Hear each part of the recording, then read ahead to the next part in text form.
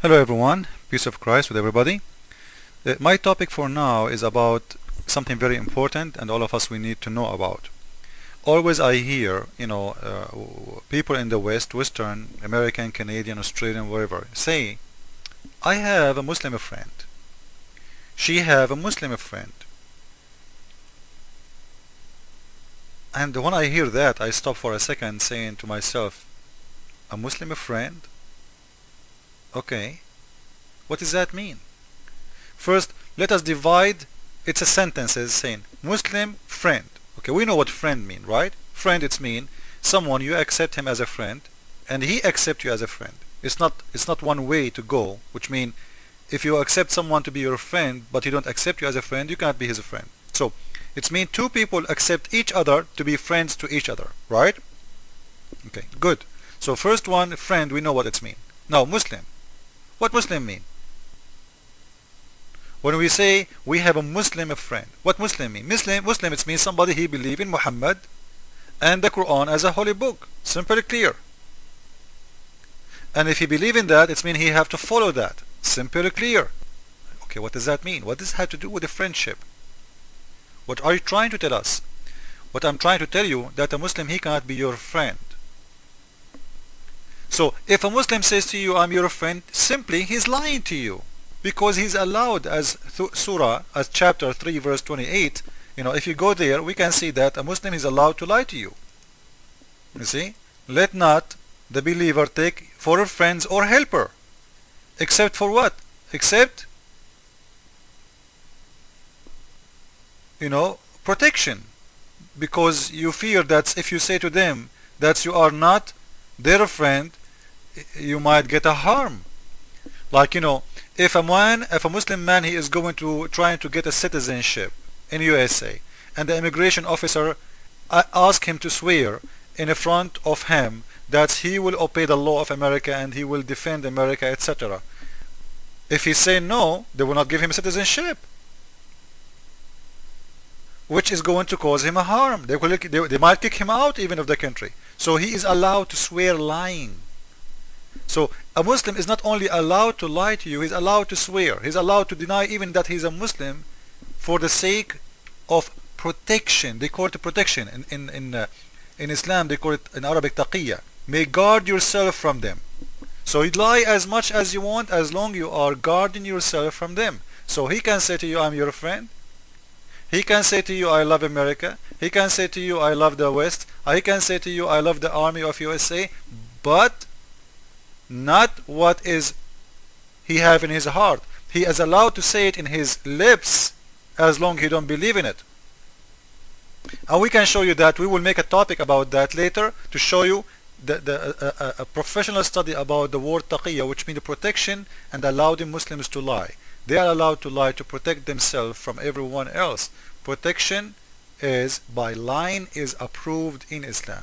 And not protection in a wartime. I'm not talking about that. No, I'm talking about if he say the truth right now in America. If a Muslim, he go in the street and say death to America, what will happen to him? You know what will happen. But if you see the same Muslim, he will go back to Pakistan, he's saying the same word, death. He say death to America. This is what it's called taqiyya in Islam, which means he say things in the West when he lived there, but he say something totally different. He say the truth when he lived in an Islamic country. So this surah is saying the Muslims, you are allowed to lie as long you are lying only by lips, not by heart, which means you don't mean it. Now let us go back to the surah we want to talk about, and later we can talk about this topic in here, and we make a special video for it. So this is Surah 5 verse 51. The question is, if a Muslim says to me, I am your friend, can we believe him? Absolutely not. I'm not saying there is no Muslims, they are he might be a decent person, he mean it, but if he mean it, he's out of Islam.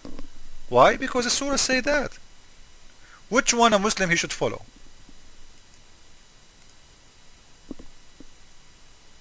Which one he should follow? His God or you?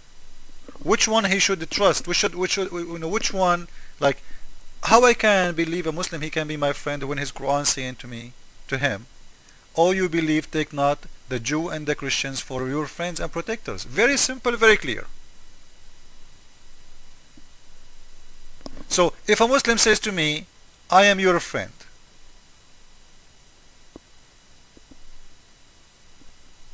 am I going to believe in him saying that? Me, I'm not a fool, because I know his book saying you cannot take them as a friends or protectors. If you do so, you will become one of them. Read the verse with me. You will become one of the people of unjust, which means you are a kafir, you have to be killed. So a Muslim is not allowed to do that. The only way then to understand, if a Muslim says to me, I'm your friend, how I can accept that? Well, he's lying. I am not the one saying that. Remember, it is the Quran saying that clearly to me, because he cannot take me as a friend and a protector. And maybe some Muslim will say to you, no, this verse actually is saying, you cannot take somebody as a friend and you have a war with him. Listen. The verse is very clear. Nobody will take somebody you have a war with him as a friend, especially as a protector. You see the word protector? Your enemy will not protect you. Your enemy, he is there to kill you, not to protect you. The verse saying don't take him as a protector. Taking your enemy as a protector, how? He's your enemy, he want to kill you. He will not protect you. Your enemy will never protect you. His target is to destroy you, not to protect you. So, this is a big fat lie. You cannot say this is about don't take somebody he is fighting you as a friend. It's very clear that you cannot take, and it doesn't say don't take them as a friends and the protectors if they are fighting you. Listen carefully. They are saying Jewish and the Christians. So the reason you cannot take them as a friends because they are Jewish and Christians. It doesn't say Jewish are fighting you. It doesn't say the Christians who they are fighting you. It says Jewish and the Christian, whoever they are. So because you are a Jew and because you are a Christian, a Muslim, he cannot take you as a friend and a protector. Now, we understand now what a friends mean. And a Muslim cannot take us as a friend. Now, what a protector mean? This is a very dangerous thing. Do you know why? Because this is mean when you give an American man a citizenship for England or USA or any Western country, as long the president is not a Muslim and the army not an Islamic army and the law is not an Islamic law, this man, he have no loyalty to this country.